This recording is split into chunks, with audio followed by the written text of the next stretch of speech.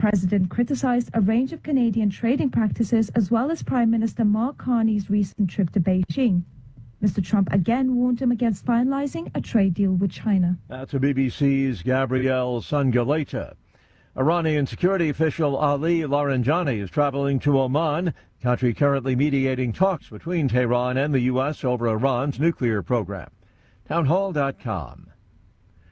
Charges have been filed in the death of a Massachusetts police recruit. A supervisor and three instructors with a Massachusetts State Police Tactical Unit have been indicted in connection with the death of a following a boxing match during training. Enrique Delgado Garcia died at a hospital in 2024 after becoming unresponsive during a defensive tactics exercise. The charges include causing serious bodily injury and involuntary manslaughter.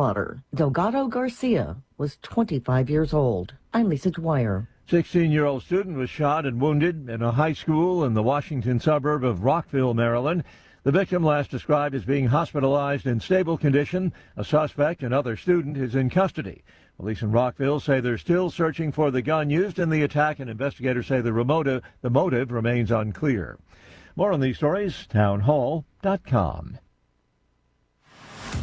It's the Michael Patrick Leahy Show, broadcasting live from downtown Nashville. Now, here's Michael Patrick Leahy. And welcome to the John Fredericks Radio Network listeners. You know, we missed our first hour. We were preempted by the Iowa Bus Tour. In studio, the official guest host of the Michael Patrick Leahy Show, the one, the only EJ Haas. Good morning, EJ. Hello, hello.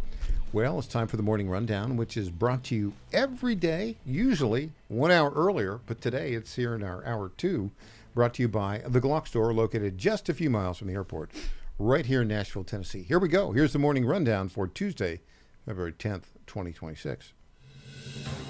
Number 1, a government shutdown is looming this Friday. Number 2, that's because the Democrats just, they just want to obstruct.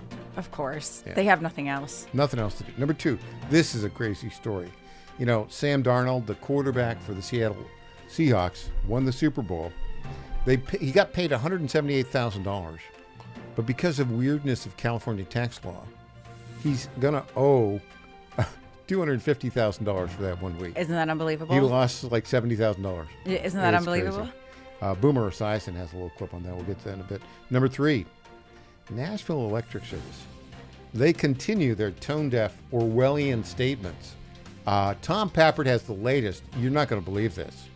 It's beyond crazy. I know of people who still don't have power. Yeah. Number 4, Clint Brewer will be here with us in our next hour.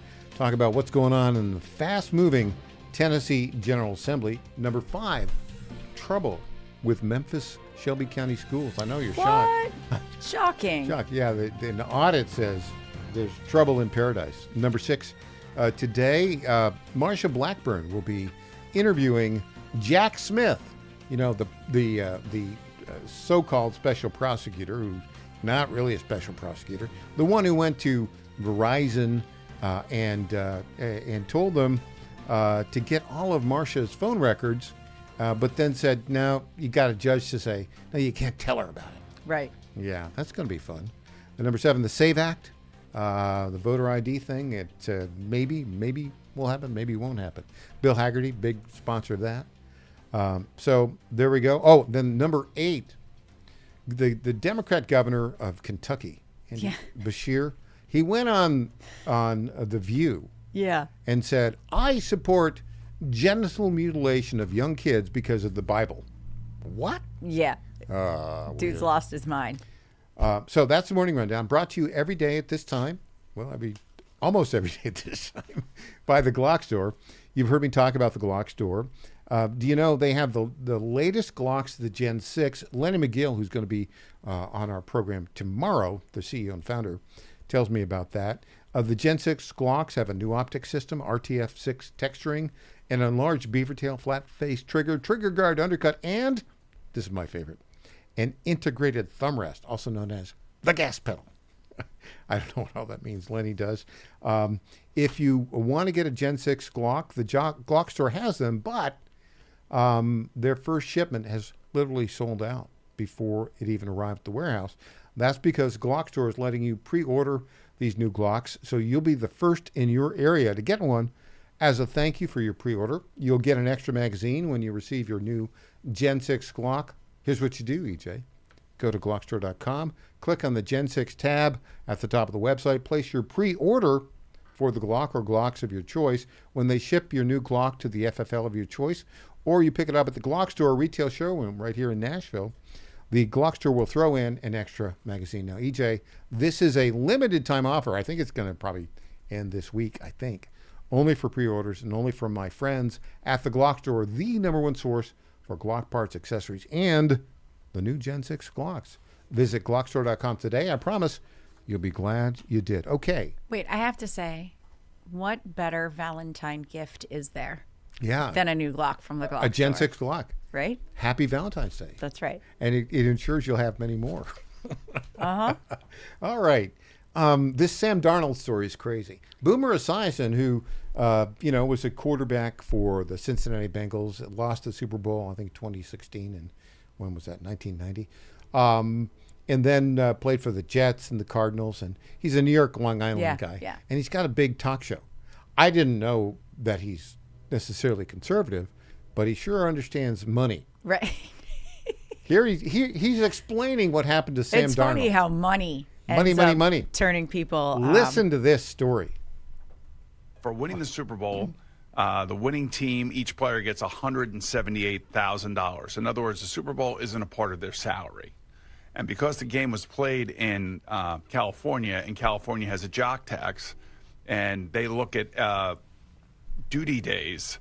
So each team spends 7 days in the state of California. So those are 7 duty days, and they pierce your regular salary at 3.5%. So he has to pay, when you take in account he got the $178,000 plus his overall salary, he has to pay the state of California for spending 7 days there $249,000. That's just so stupid. It's theft. It is. It's like theft. Can I explain where there's like a little gap in there? Okay, so Sam Darnold obviously plays for Seattle Seahawks. Right. Congratulations to him on the win, even though I'm very sad about my New England Patriots. Okay, so the man conceivably lives in another state. He pays taxes in that state, which also are very, very high, right, for just existing and having a job there. I don't feel bad for Sam Darnold, okay? Like, the guy's worth, I think it's like $55 million or something like that, right? So he can afford it, okay? Yeah. This is not going to hurt him at all. However, when you look at this, it is theft. California is taxing the wages earned by someone who lives and technically works in another state because you spent 7 days working in that state. So if I were to go there, and this is specific like for different industries too, right? So like if I were to go there, I wouldn't be subject to the same types of things, although they would try to tax more. But because he's there for the Super Bowl, honestly, if I were the Players Association at this point, I would say we never want another Super Bowl in California. That's exactly what Boomer said. Is that what he said? Because why would you subject your players to that? That's just theft. I think, Sam, I can't do it yet. But Sam, I think this tax upon you is unconstitutional. Darn right. They can't claim you're a resident of California. That's not what they claim. This is a special tax. I know. Yeah. That special tax, though, I think is unconstitutional. Yeah, I mean, California's got some really wacky rules, especially when it comes to entertainment industry. So there's all kinds of things, like if you end your career in California, you can claim that an injury debilitated you like decades later, go back and sue and get all that money. Like California's like, yeah, you can have like I got 4 words. Wild. I got 4 words for everybody. Stay away from California. Yeah, until they fix it, man. I'll tell you another place you may want to stay away from. Kentucky. Whew. The governor, he was on The View, and he cited the Bible to support genital mutilation of young kids. Yeah. Here, let's play that clip right now. But we rarely talk about the why. People want to know what drives us, especially in a world with social media where everyone's looking for the next authentic thing. For me, that's my faith. Most of the decisions I make are based on that golden rule that says we love our neighbor as ourselves, and that parable of the Good Samaritan that says everyone is our neighbor. And so when I've taken actions like vetoing the nastiest piece of anti-LGBTQ legislation that ever came through my state, I described it in those terms. I said my faith teaches me that all children are children of God. And I didn't want people picking on those kids. Okay, so... Tell me you don't read perversion. the Bible without telling me you don't read the Bible. I mean, what he's saying is, yes, because the Bible says we should love children, then I'm going to force children to have their genitals whacked off because they're crazy. He's crazy. Yeah. He's crazy. But also, quite calculated and planned that for that stupid show. Crazy. When we come back, we'll have more with E.J. Haast. I'm Michael Patrick Leahy.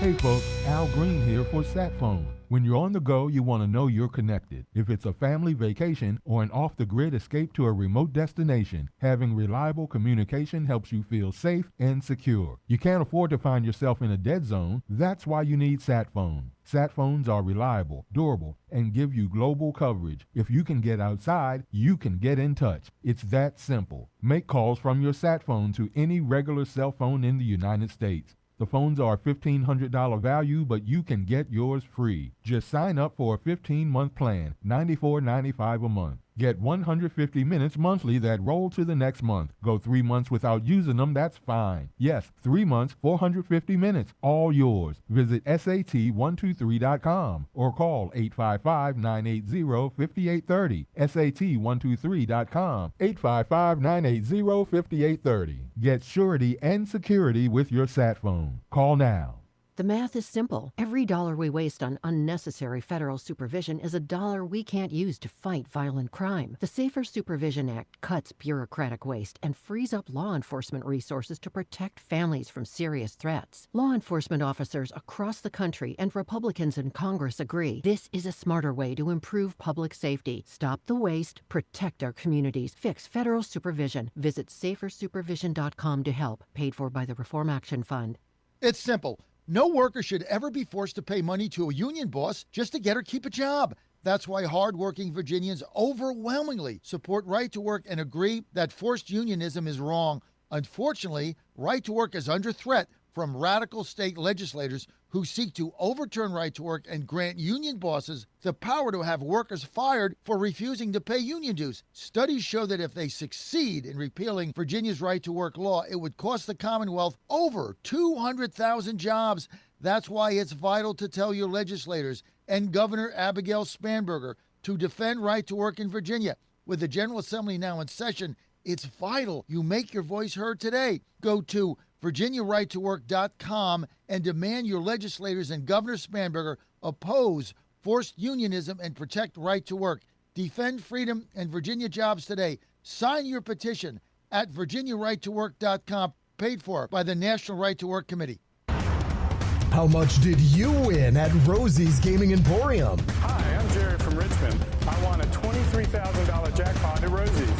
I'm Tammy. I'm from Newport News, and I just won a $5,400 jackpot from Rosie's. Hi, my name is Kim, and I'm from West Virginia, and I won $99,000 jackpot at Rosie's. Are you ready? Learn more about Rosie's rewards and jackpots at rosiesgaming.com. Must be 18 or older. Problem gambling? Call 1-888-532-3500.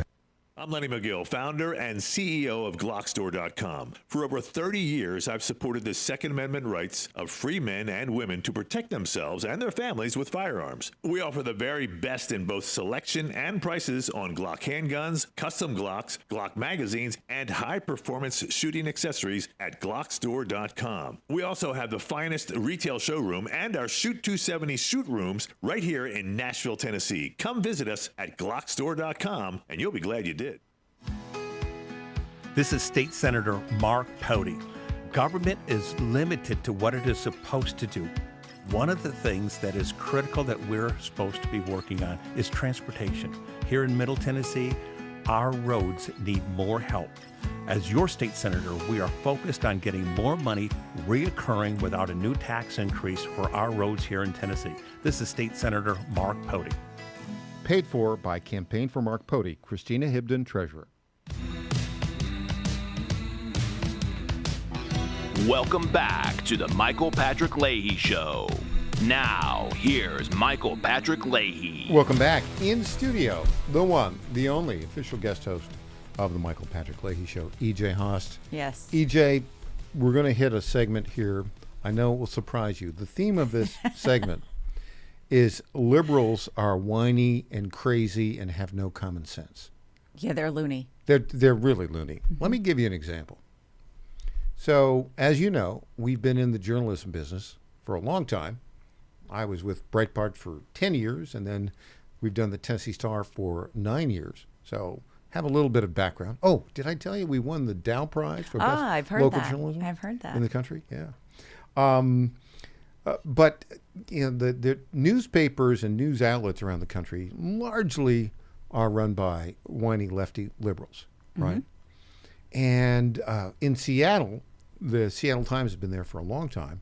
One of the worst in the country. One of the worst. And so their president was testifying, and he was whining and complaining, and he wants to put a tax on technology companies so they'll pay him money to put out left-wing drivel. Yes. Let's hear him whine. Clip 4. I'm Alan Fisco, President and CEO of the Seattle Times Company. As we all know, the state of the media organizations across the state is in a significant state of decline. Since 2004, we've lost a third of our newspapers across the state. Just yesterday, the Washington Post announced 500 layoffs, 300 of which came from their newsrooms. Washington State is not immune from this problem.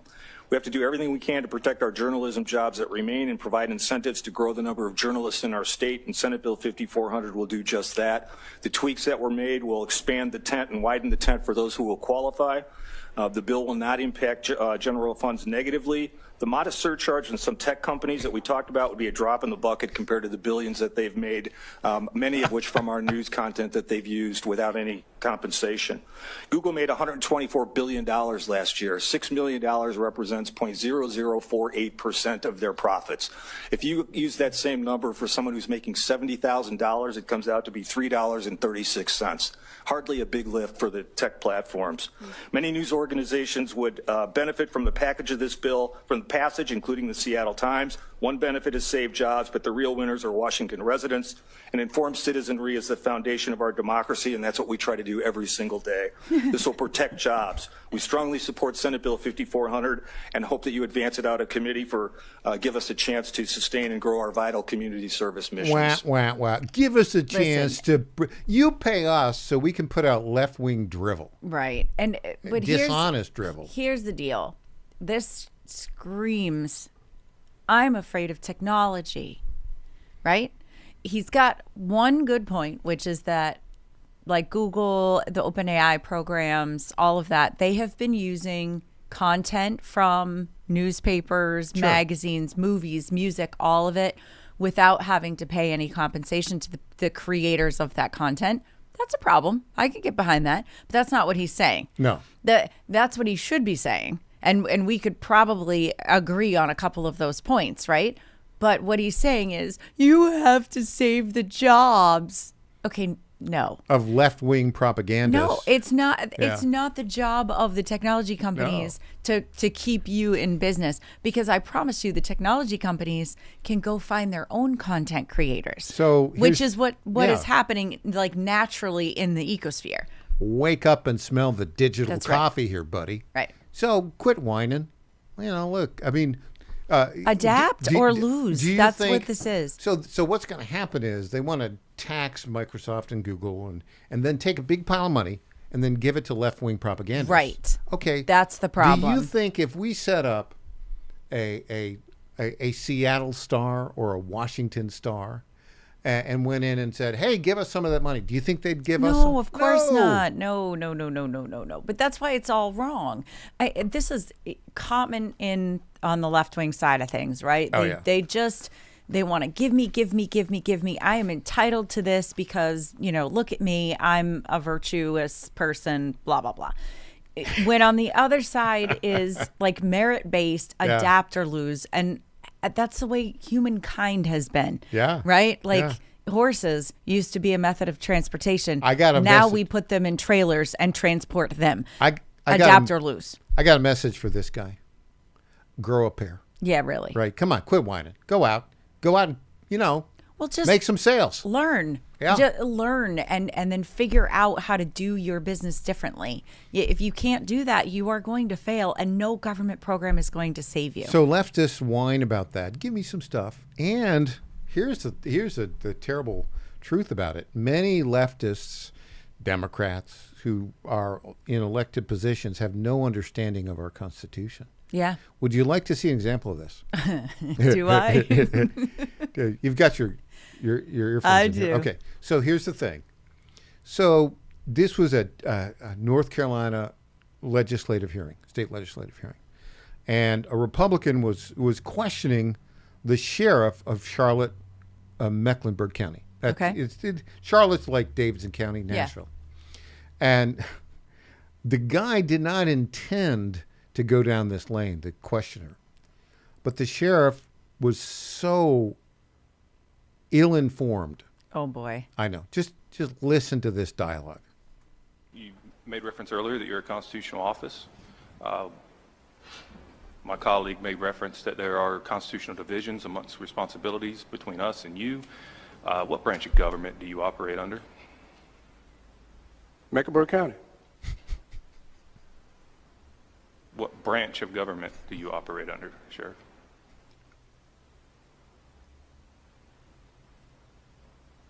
Constitution of the United States. Correct. That is what establishes the branches of government. I'm asking which branch you fall under. Mecklenburg County. I'm a duly sworn Mecklenburg County Sheriff. We answer to the people of Mecklenburg County. This was not where I was anticipating getting stuck.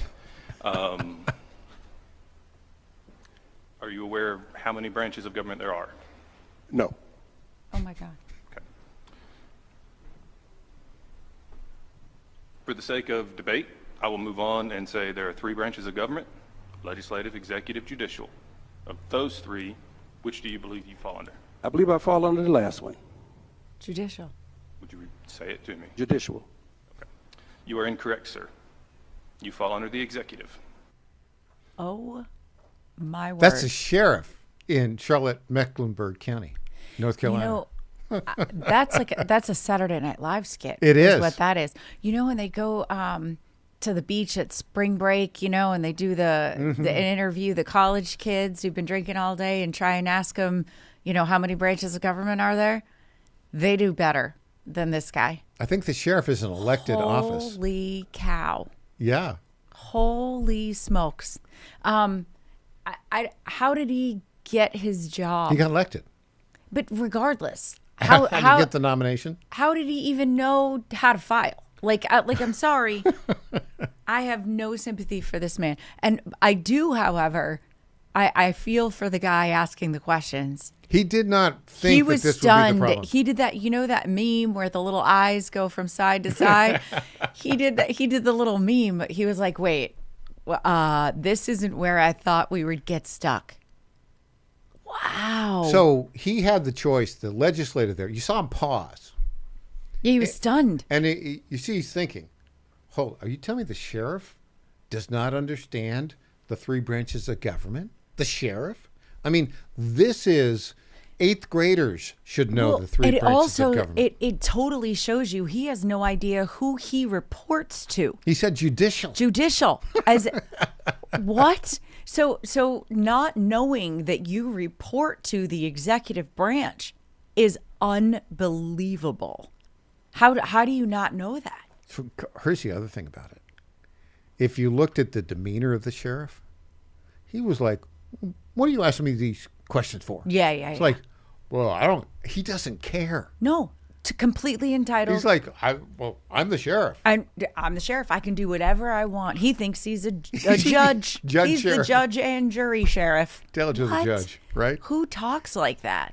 Apparently a Democrat Oh, sure. By the way, just as an aside, I just have to point this out. The sheriff in Pima County, Tucson, Yeah. over the Savannah Guthrie thing, Awful. is a Democrat. Of course. I just have to point that out. I mean, I don't know what's going on with our sheriffs, but I go back to get out there and get to know your local elected officials. It's everything. It really is. Yeah. It's the thing that you can actually control that affects your life on the daily. Stunning. Stunning. And that's a big county. I mean, that's like almost like 1 million people. Yeah. Oh, Charlotte. Yeah. Oh. Plus the disasters that they've had recently. I mean, he should absolutely know who he reports to. Okay, you want to hear even more stunning stuff. Okay. Tom Pappert is going to give us the latest from Nashville Electric Service. They've been writing George Orwell's 1984. Jeez. You won't believe And they're this. slightly obsessed with you in the Tennessee Star. Telling the truth. Back after this.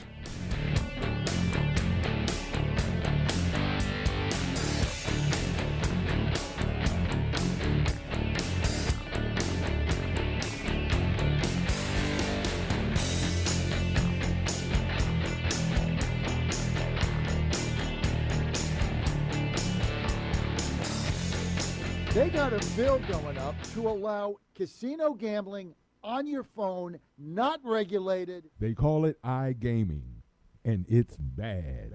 You put $10 in, it's gone. This is insane beyond belief. Leads to loss of jobs, increased gambling addiction, putting families at risk.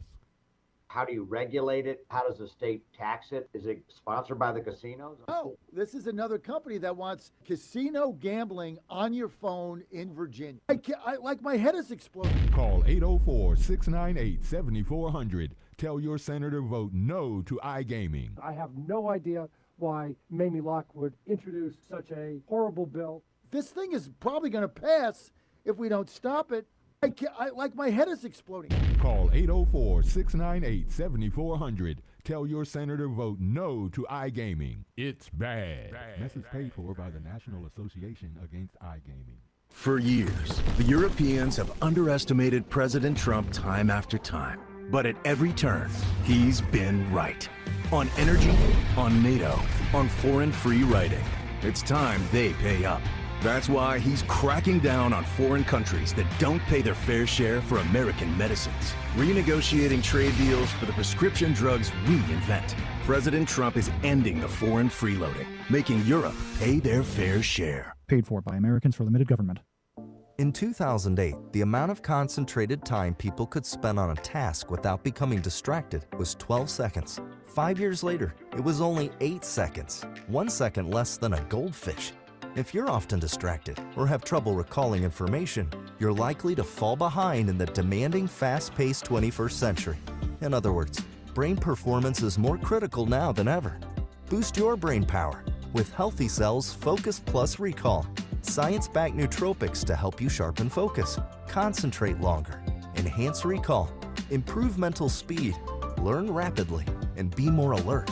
It's a pill-free brain supplement made with maximum absorption ingestible gel technology, designed to feed your brain at the cellular level. Take it for a test drive. Go to healthycell.com and use code GODZILLA for 20% off your first order of Focus Plus Recall.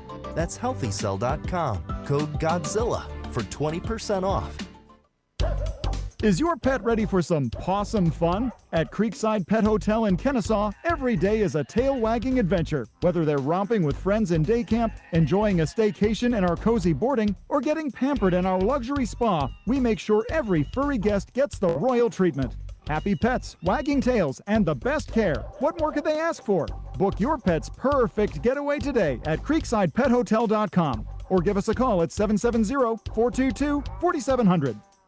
My fellow Americans, I have to tell you about my good friends at D.T. McCall & Sons. They have furniture and appliances and a lot more. They've been family-owned in Middle Tennessee for over 100 years, and they're not going to rip you off. No hidden charges, no delivery charges, no charges for all of the crazy things. These are sick people at the lumber yards. These are very sick people. They charge you for cords and hoses.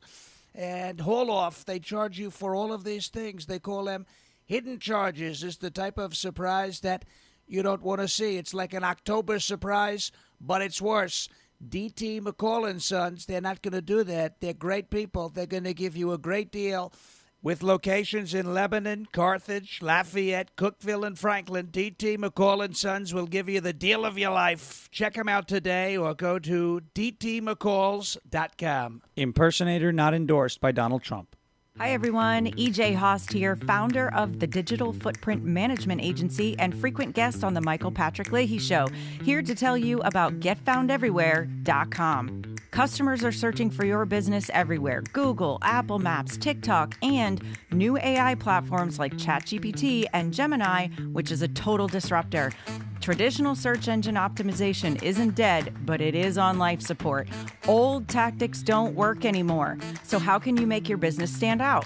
GetFoundEverywhere.com makes your business pop on over 50 search, map, review, and AI-driven platforms.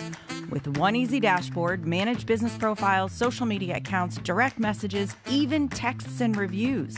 GetFoundEverywhere.com is affordable, boosts your visibility, and gets your business more customers. It's time to step up your game the easy way. Save time, save money, and get more customers with GetFoundEverywhere.com. Welcome back to the Michael Patrick Leahy Show. Now, here's Michael Patrick Leahy. Welcome back to the Michael Patrick Leahy Show. In studio, official guest host of the Michael Patrick Leahy Show, EJ Host. Joining us now on our Zoom Newsmaker line is the Dow Prize Award winner, along with yours truly and Christina Botteri, our executive editor. The Dow Prize for the best local journalism in the country. The one, the only Tom Pappert, our lead reporter with the Tennessee Star and the Star News Network. Okay, Tom. George Orwell must be back alive and working for Nashville Electric Service. You asked them several questions, I guess 8 yesterday, and they gave you a response to one of those 8, maybe? Tell us what happened. Well, Michael, people who listened to the show yesterday will remember we were talking about NES and Finn Partners. That must be where George Orwell works. That's the PR firm contracted by the Nashville Electric Service to cover its communication needs. In other words, to talk to reporters like me. And it's been claimed that they had a $10 million contract with NES. It's going to be worth up to $10 million when it concludes later this year in October. So on Sunday night, early Monday morning, I reached out to NES and asked about the relationship with Finn Partners. Tell us about this contract. Please confirm whether these numbers are right, this $10 million amount. And please, NES, tell Tennessee Star about any other relationships with Finn Partners that you have. And again, these were 2 out of like 8 questions that we asked. Now that the power is mostly restored, we wanted to get some answers. They replied quickly to let us know that they were reviewing our questions, then replied again, if memory serves, to inform us that Finn Partners is providing emergency communication response to NES pro bono. Well, hold it. One out of 8 questions answered. Hold it. We'll get to the other questions. I think the big question we wanted is, what is the actual budget in fiscal 26 for tree trimming? And how much have you actually spent in fiscal 26 on tree trimming, right? There's a difference there. They're not answering that question, are they? Finn Partners. No, they have not answered that. Multiple requests. In fact, they won't tell us. They've insisted that the tree trimming budget has increased over the past 5 years, but they've yet to explain what these last 5 years look like in terms of budgeting and actual expenditures as well. Yeah, and the other thing about this, so Finn Partners is a big PR firm.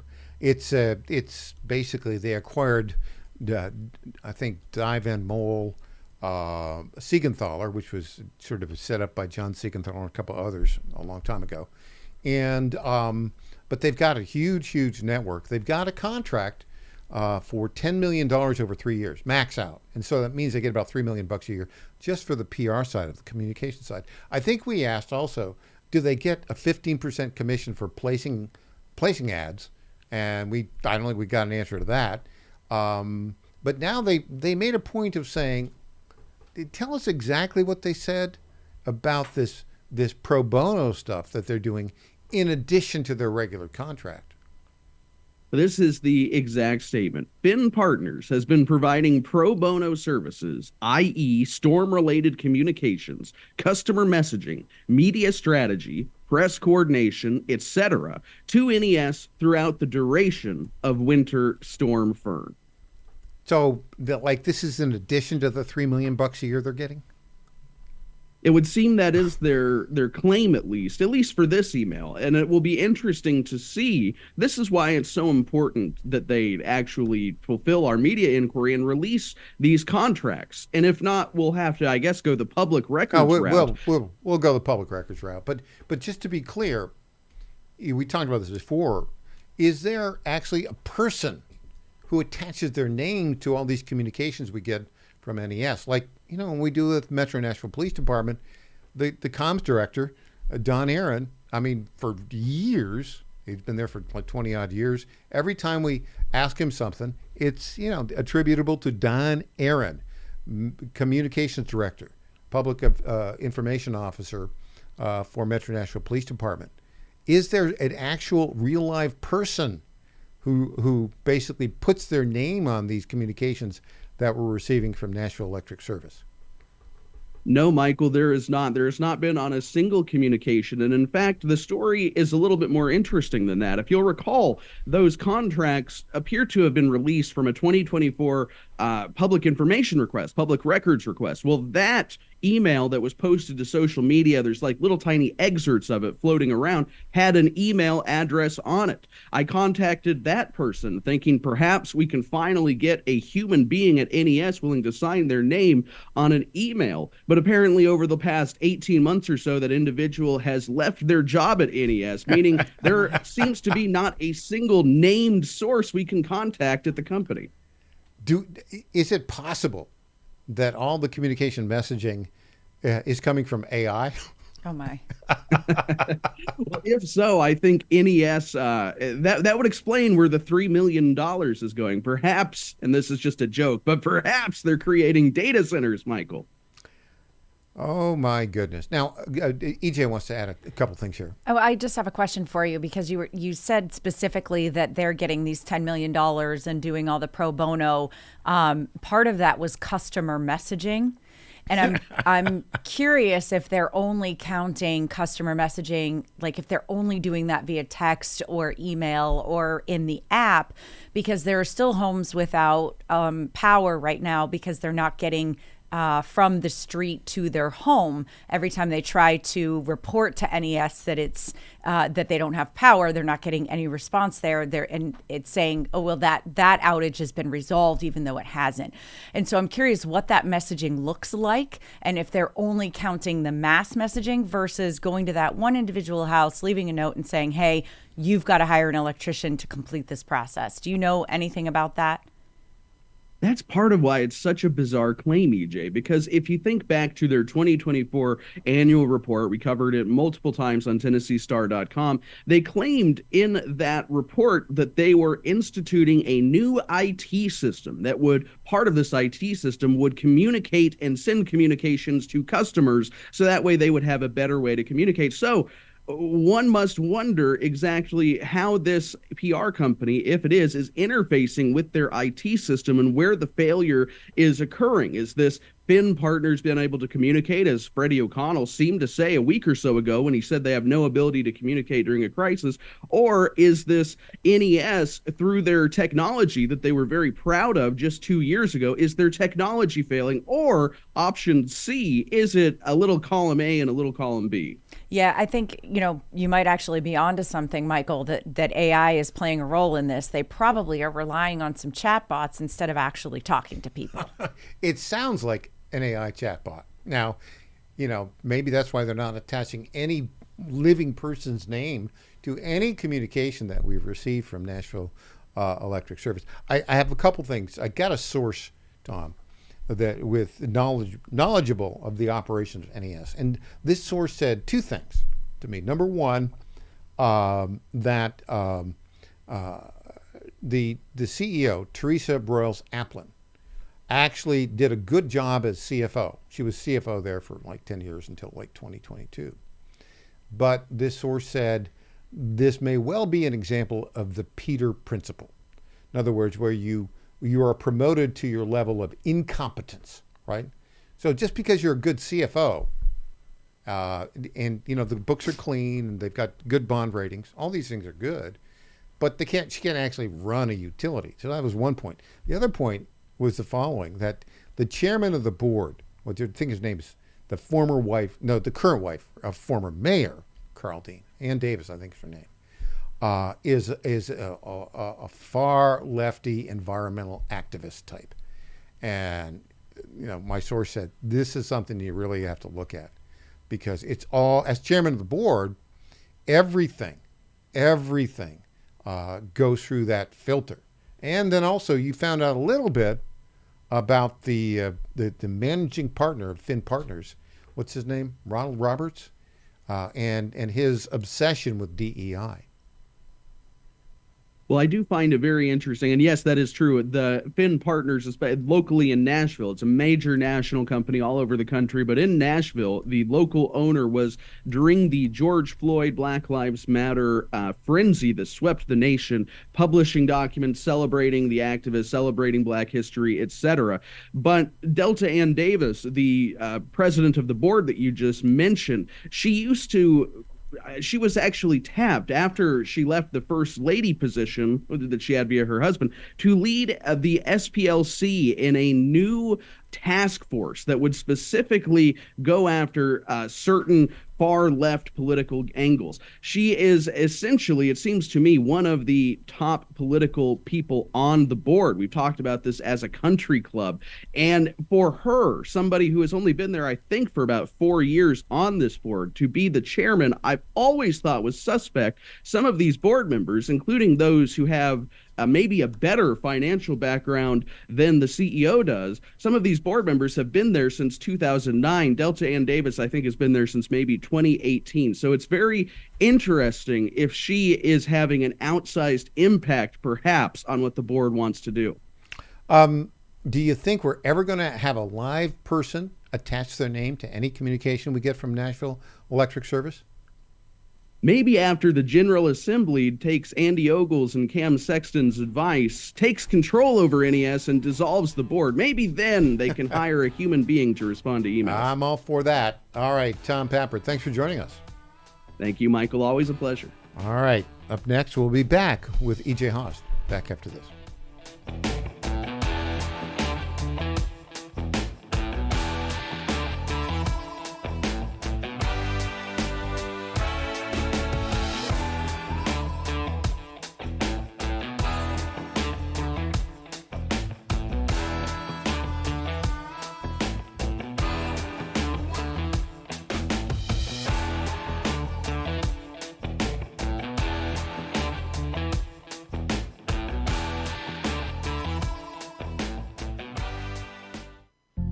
Ponder this. Do you enjoy the work you do each day? Some of us love our jobs. Others will not so much. Whether you are a person who teaches school, digs ditches, or runs a Fortune 500 company, the work we do has dignity, all of it. You see, Jesus Christ grew up in a relatively normal household. His mother Mary cared for the home, and his earthly father Joseph worked as a carpenter. There was nothing particularly exceptional about their daily home life. This model Holy Family performed all work with love, knowing they were doing the will of God each day. Doing routine tasks like caring for your family, doing domestic chores are particularly virtuous if done with love and joy. To accomplish every task assigned to you to the very best of your ability pleases the Lord. The Lord does not need you to bring home a big paycheck, climb the ladder of success, or have a stellar resume. He just wants you to love Him, love your family, and love your neighbor. Give to God your work. It is a great way to praise Him. I'm Susie Kelly, and I am passionately Catholic. On Golf with Jay Delsing, hear the stories of star makers like Scotty Scheffler coach Randy Smith. Randy, thank you so much for joining us today. I knew that there was going to be something real close to what we're looking at when he was 6.5 years old. Wow. I was one of the luckiest guys in the world to be standing on the right street corner when the right bus came up. Plus, the latest equipment news and tips on playing better golf. Golf with Jay Delsing, Saturday mornings, 11 Eastern, 10 Central, on the John Fredericks Media Network. They got a bill going up to allow casino gambling on your phone, not regulated. They call it iGaming, and it's bad. You put $10 in, it's gone. This is insane beyond belief. Leads to loss of jobs, increased gambling addiction, putting families at risk. How do you regulate it? How does the state tax it? Is it sponsored by the casinos? Oh, this is another company that wants casino gambling on your phone in Virginia. Like my head is exploding. Call 804-698-7400. Tell your senator vote no to iGaming. I have no idea why Mamie Locke would introduce such a horrible bill. This thing is probably going to pass if we don't stop it. Like my head is exploding. Call 804-698-7400. Tell your senator vote no to iGaming. It's bad. Message paid for by the National Association Against iGaming. The Cats and Cosby Show. It's a common sense recap of the big stories. It's not that all Somalis are criminal. It's just that 90% of these crimes are being committed by Somali Americans. And if you came to this country and you took advantage of the Americans' generosity, you committed fraud, and you refused to assimilate, you know what? I got 4 words for you. Get the hell out. Cats and Cosby, 5 Eastern, 4 Central on the John Fredericks Media Network. The book needs to be thrown at these people. Hey there, it's Lenny McGill, founder and CEO of Glockstore.com. For over 30 years, I've supported our Second Amendment rights with Glockstore.com, the world's #1 source for Glock handguns, parts, and accessories. I also support accurate, unbiased journalism like The Michael Patrick Leahy Show. His team broke the Kilmar Abrego Garcia traffic stop and was the first to obtain that video. Independent journalism at its finest. Visit us at Glockstore.com, listen to Michael Patrick Leahy, and make America great again. This is State Senator Mark Pody. Government is limited to what it is supposed to do. One of the things that is critical that we're supposed to be working on is transportation. Here in Middle Tennessee, our roads need more help. As your state senator, we are focused on getting more money reoccurring without a new tax increase for our roads here in Tennessee. This is State Senator Mark Pody. Paid for by Campaign for Mark Pody, Christina Hibden, Treasurer. Welcome back to the Michael Patrick Leahy Show. Now, here's Michael Patrick Leahy. EJ Haast is in the house. EJ, so last night, I'm in my constitutional law course. Yeah. And there's a case called Crawford v. Marion County Election Board, 2008. Okay. And basically, this was a challenge to voter ID laws. Oh, okay. In the state of Indiana. And basically, the court ruled that that voter ID was constitutional. But the majority opinion was written by Justice Stevens, John Paul Stevens. Not one of my favorites. and so I'm just sitting in class, and they explained what his rationale was. His rationale was, well, you know, the reason that we want to have this is not because there's a lot of voter ID cheating going on, because people think there's voter ID cheating going on. And if this law is kept as law, people will have more confidence in elections. And I'm thinking, thank goodness Justice Stevens is no longer on the court. Right. Because, well, you saw this in Minnesota. I saw it with my own eyes. With my own eyes. The state of Minnesota. Uh-huh. No voter ID, but if somebody, you can vouch for up to 8 people. Yeah. Oh, yeah, that person's a citizen. Yeah, it's awful. And they kind of bust them in. And you've also got college students think there's no interstate checks and balances. So you've got these college kids who go to school in Wisconsin but live in Minnesota. So they vote in Wisconsin with their, new, I'm proud to be 21 years old, driver's license from Wisconsin so they can drink at the bars. But then they come back over to Minnesota to vote there also. It's crazy. You wouldn't believe it unless you saw it with your own eyes. You couldn't write a book about it and have people believe you. It's wild. In Alabama, apparently at least 3,000 illegals voted recently. Clip 13. 3,000 registered voters in Alabama just got booted from the state voter rolls.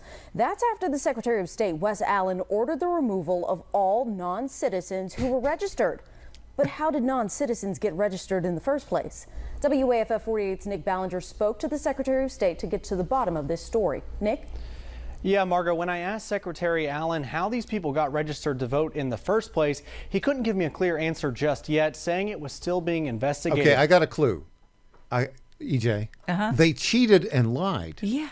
Hello. It's not that hard. And they're not alone, actually. So 19 foreign nationals indicted in North Carolina in recent years, falsely claiming U.S. citizenship and able to vote. I just asked Grok give me 10 incidences of verified voting fraud in the U.S. in recent years. And it was like it popped up in a second. Yeah. Right? I bet if I asked for 10 more or 10 more or 10 more, we would get it. And that actually, the voting rolls thing is what entices me the most. Yes, I want to see voter ID across the board. We already have like 36 states that require some form of ID to vote.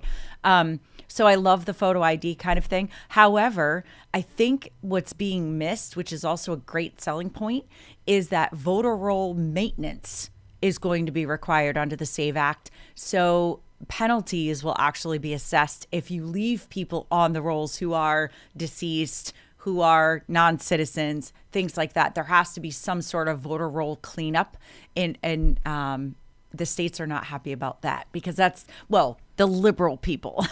So the Democrat people are not happy about that. Would you like to know my theory of governance today? Okay. The Democrat Party is basically in the business of fraud. That's all they know. It's all they know. Yeah. And their business model is fraud. Yeah. They want to take government programs and give it to their political supporters. By the way, so Hakeem Jeffries hates the SAVE Act. Well, he says he does. Let's play clip 15. You said that the SAVE Act is not going to pass the House, but a vast majority of Americans, including 70% of Democrats, do support having voter ID requirements. So are Democrats on the wrong side of an issue with so much support? What's the path forward for Democrats here? Republicans are clearly on the wrong side of every single issue. That's just it. What a dope. He just says he hates anything that the Republicans put out. Orange man bad. I don't like Republicans. We're just going to obstruct instead of actually listening to the voters that elected you. Have we right? had... The SAVE Act is already passed in various forms in the House multiple times. The holdup really is the Senate at this point. Have we ever had worse representation in the Democrat Party at a national level than we have today? I would argue we also have some pretty crappy representation in the Republican Party too, because if they were doing what we wanted them to do when we voted them into office, it'd be done already. Okay, last point on representation. What's wrong in the water of Kentucky? Right. I mean, you got Bashir, who's quoting the Bible to go ahead and mutilate the genitals of young children. Right. Then you got Thomas Massey and Rand Paul.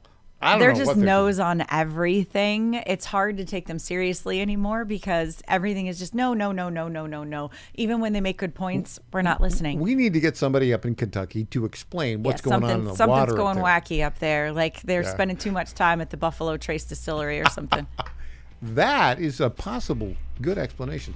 EJ Haast, it is a delight to have you here. Thanks for joining us today. Thank you. Up next, if all goes well, the one, the only Clint Brewer will join us. I'm Michael Patrick Leahy.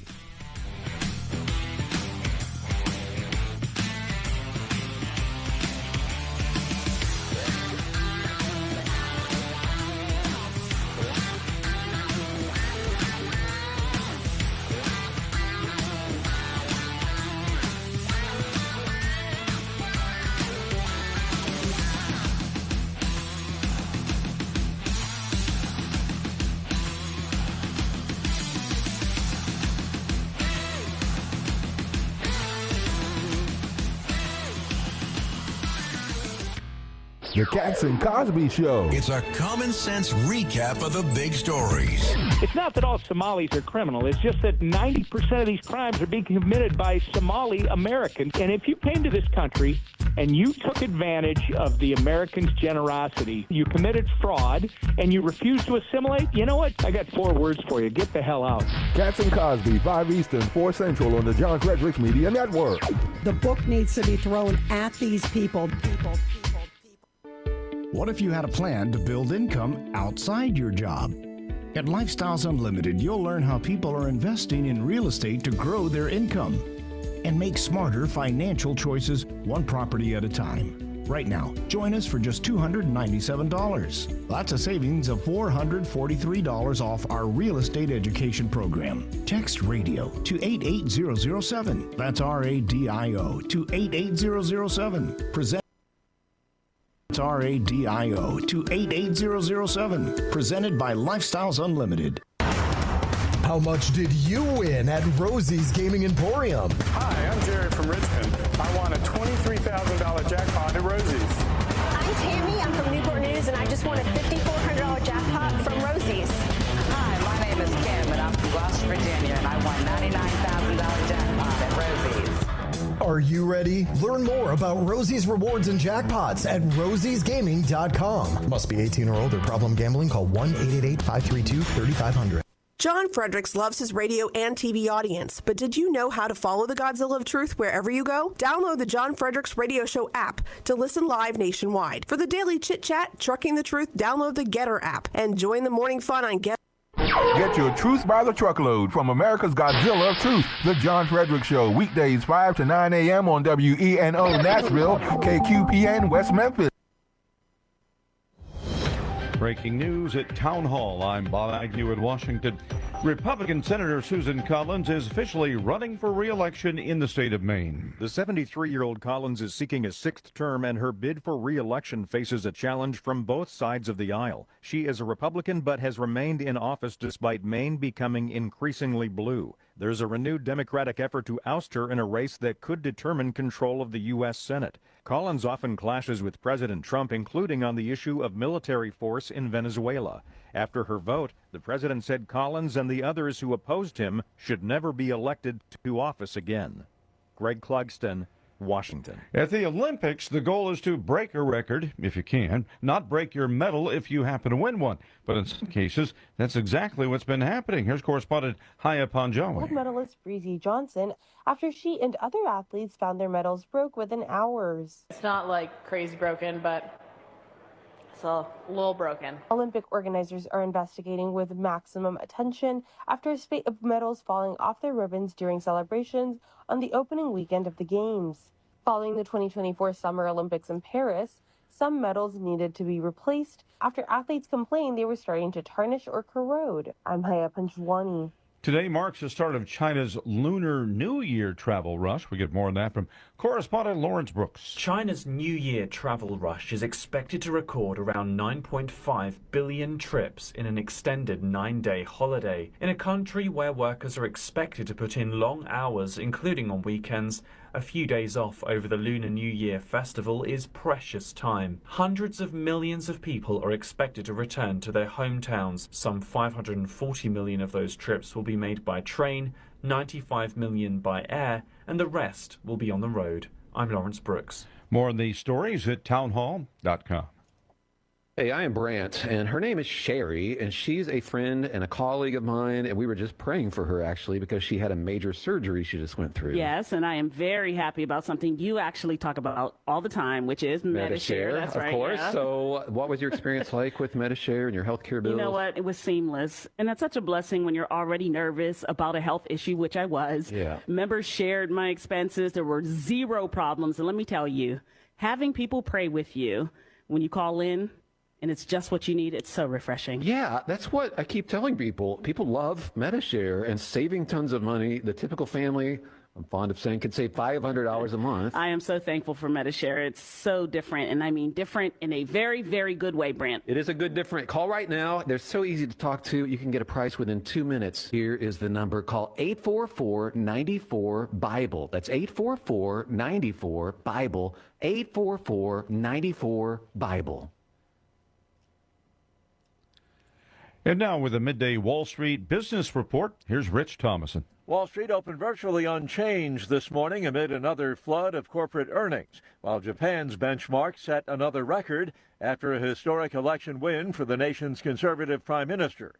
Shares of Coca-Cola slid almost 4% after the beverage giant topped Wall Street's profit expectations but fell short on revenue targets.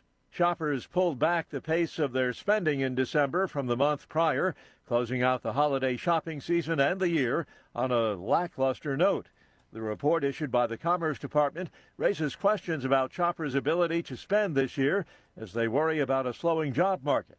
Honda reports a 42% drop in profit for the 9 months through December compared to a year ago, the second straight year that profit declined during that period for Honda.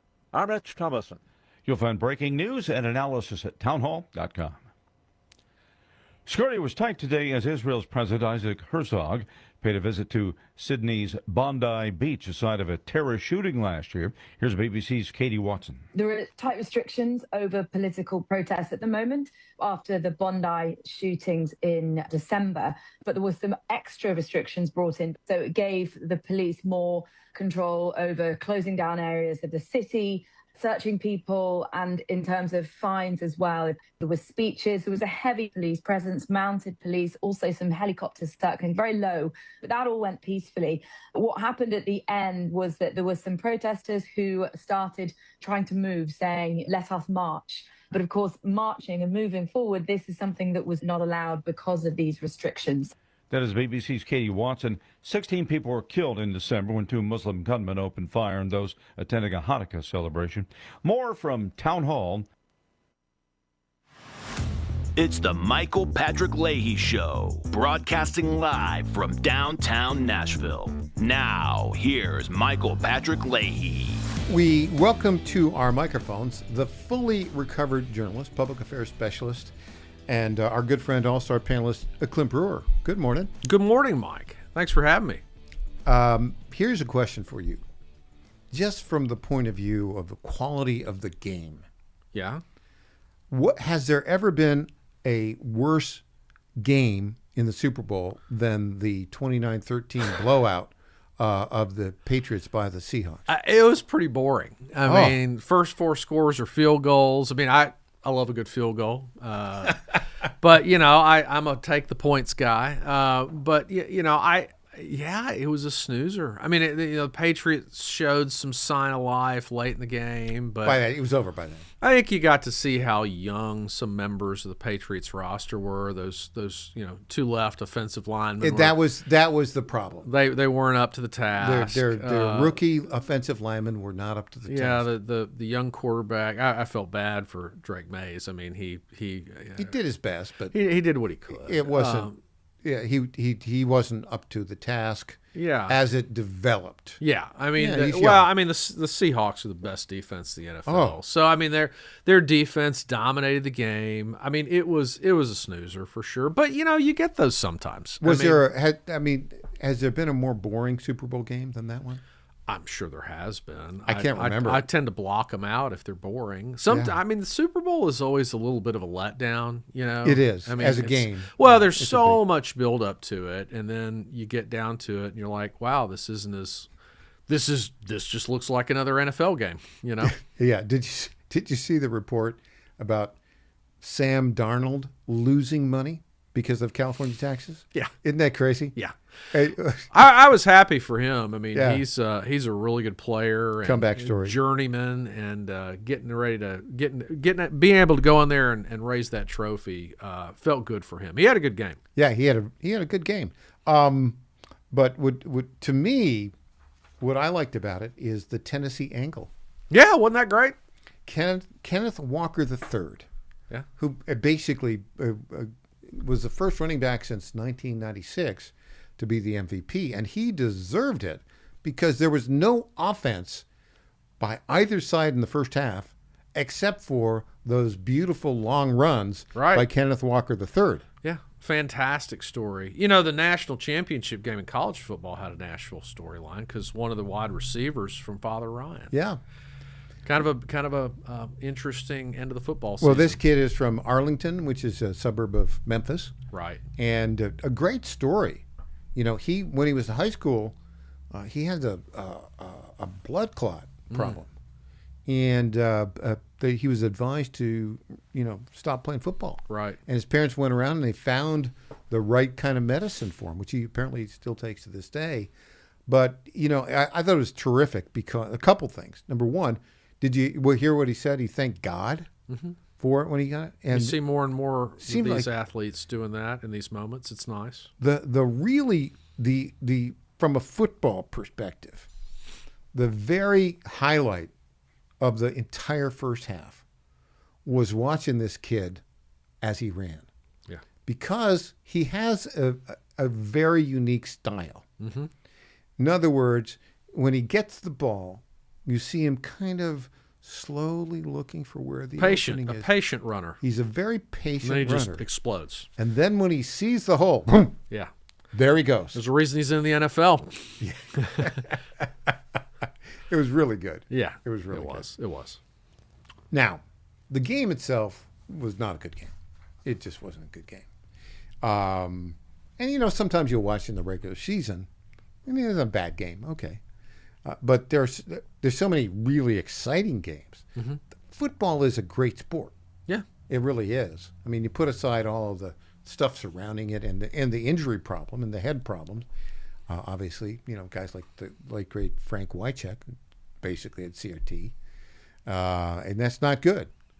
But as a game and as a business, it's very successful. Oh yeah, yeah, absolutely. However, we got to talk about the bad stuff. Bad Bunny. Yeah, I didn't really get into the whole back and forth with the halftime shows ahead of time. I was at a friend's house, and I watched the Bad Bunny halftime just because that's what was on TV. You did? Well, I mean, I was a guest. How much of it did you understand? Well, I don't speak Spanish, so I didn't understand any of it. In fact, though, there's a dear friend of mine who does speak Spanish, and he couldn't understand a lot of it because a lot of it was slang. And it was pretty crude stuff. I have no idea. Yeah. My observations on it were it was a well choreographed, big production and a competent rap performance. But I consider myself a fairly astute listener of music. I listen to all kinds of music. I love all kinds of music. And I didn't know this about you. To me, so you have the magic, musical bent. To me, when rap music is truly great, it happens in the studio. So let me tell you, it's very, very hard to translate rap to the stage and have it be any better or even as good as it is in the studio. Okay, so now we're going to get into music a little bit. Sure. Rap, this is me speaking, not you. Rap is not music. Rap is just somebody making up junk and throwing it out there. Well, I can't. I think there is rap that is what you're describing. I think there is also rap that does, but is musical, is music, is artistry. But I mean, that is like the highest level of the highest level. I mean, like when I'll give something probably most readers can understand or listeners can understand. If you look at sort of the heyday of rap music, when it really started to dominate culture, and it's ebbed and flowed like all musical forms do, right? I mean, if you look at the earliest records recorded and produced by, say, a guy like Dr. Dre, that is without question music. But if you look at some of the things that come out now, I think it's just a lot of repetition. It's a lot of almost mumbling. I mean, to do what some of the original greats of the Forum did is extremely hard. A listener just texted me. But today, I think the artistry of rap music has fallen off greatly. Well, my view on it is, one of my listeners just said, with rap, the C is silent. No, it's funny. Well, I certainly know plenty of people that feel the way. I don't feel that way. I think there is rap music out there that is, truly musical and provides a lot of artistry. But I think Bad Bunny is a competent rapper. I do not think he is a transcendent or important rapper in terms of advancing it as a form of music.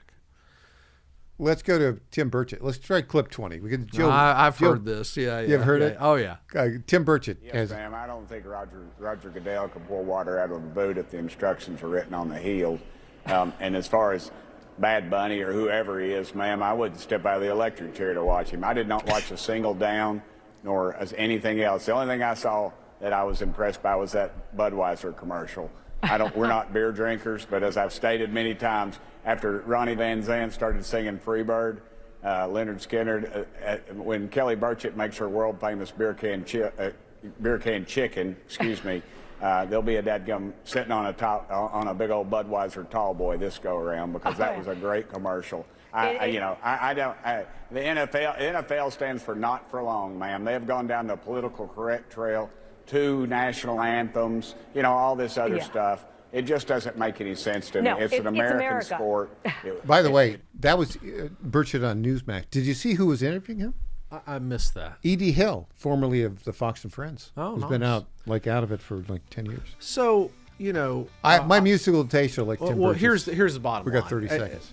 Prince remains undefeated. Okay. As far as Super Bowl halftime shows, we still, 20 years later, have not seen a better musical performance or moment than that. I like the Kid Rock thing as the alternative. We have more when we get back. Trouble in Memphis. I know that'll shock you.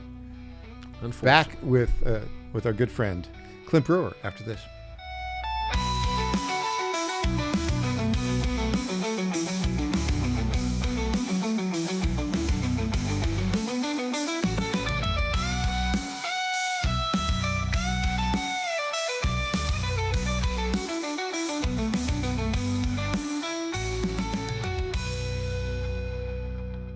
Hi folks, John Fredericks here for Freedom Alliance. Veterans are still struggling with the wounds of war. They came home with injuries that changed them forever. The flag-burning troublemakers in our streets remind me how fortunate we are to have patriots who served and fought, sacrificed, and never complained. We need to support them through organizations like the Freedom Alliance. It's Military Appreciation Month and time to support those who serve. Freedom Alliance is caring for combat veterans and military families. Combat veterans fought in the worst, most dangerous places on earth. Freedom Alliance takes them to nature's most relaxing locations so they can heal. Freedom Alliance gives injured troops mortgage-free homes, new cars, and all-terrain wheelchairs. For wounded vets, there's nothing like the stability of your own home, the reinsurance of a reliable vehicle, or the independence of a wheelchair that navigates snow, ice, beach, pasture, or most any terrain. Let's fight for those who fought for us. Go to freedomalliance.org/Godzilla and make a monthly gift that will improve the life of a military hero. That's freedomalliance.org/Godzilla. Make a contribution today. If you're like me, most moms find it difficult to prioritize self-care. Hi, it's Colleen, Program Director at the John Fredericks Media Network. With the demands of programming 13 radio stations, it's easy to forget about the things I should do for myself daily. And that's why I started with our company's Women's Challenge with Native Path Collagen Peptides. It's affordable and convenient care in just 1 scoop a day.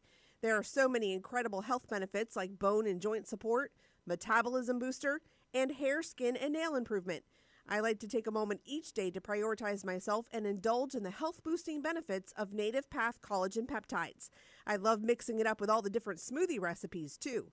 Learn more about Native Path Collagen Peptides and read 7 important reasons why you should be taking collagen peptides at getnativepath.com/Godzilla. Prioritize your self-care with Native Path Collagen Peptides. Try it risk-free for as low as $21 today and get free shipping at getnativepath.com/Godzilla. Target.com. Target.com is an online e-commerce tire retailer. We are here to serve the American public with the best possible customer service, the best pricing, and we make it extremely easy. We have many name brands and a lot of low-cost tires. The price is right, and it's easy. You go online to Target.com, TireGet.com, Target.com. You go there, you put your zip code in, all the inventory displays right in front of you. You can call in for help if you want to. We'll help you get the tire that you need. But we will take the tires you buy and at no extra charge deliver them to the dealer right by your house where they will be installed at the market price. It's easy.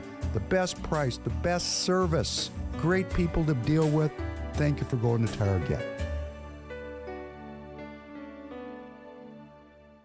I'm Lenny McGill, founder and CEO of Glockstore.com. For over 30 years, I've supported the Second Amendment rights of free men and women to protect themselves and their families with firearms. We offer the very best in both selection and prices on Glock handguns, custom Glocks, Glock magazines, and high-performance shooting accessories at Glockstore.com. We also have the finest retail showroom and our Shoot 270 shoot rooms right here in Nashville, Tennessee. Come visit us at Glockstore.com, and you'll be glad you did.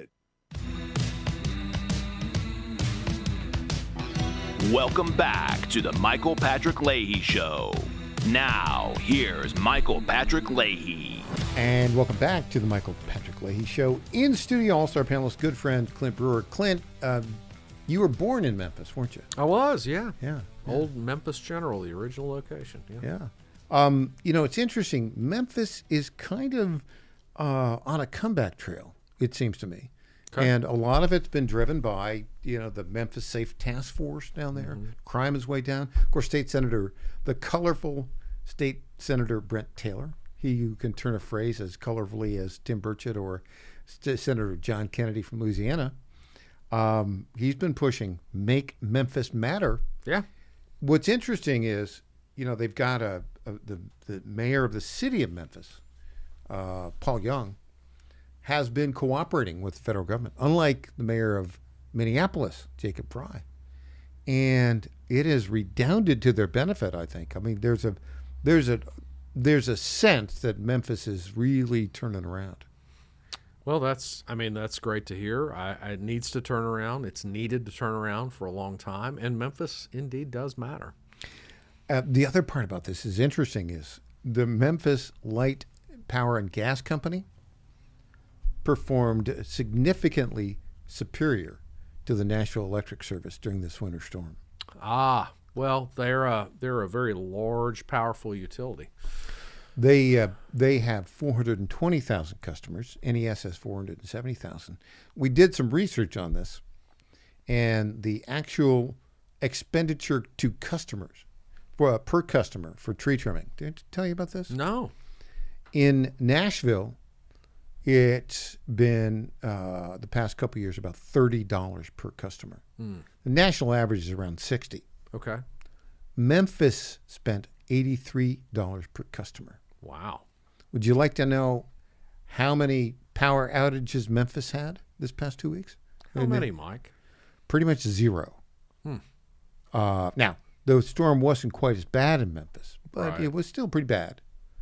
And then, Nashville Electric Service been a debacle ever since. Yeah, like I said last week, send it to the comptroller. Totally agree with that. Now, those are all the good things about Memphis. However, the Memphis Shelby County Public Schools, not doing so well.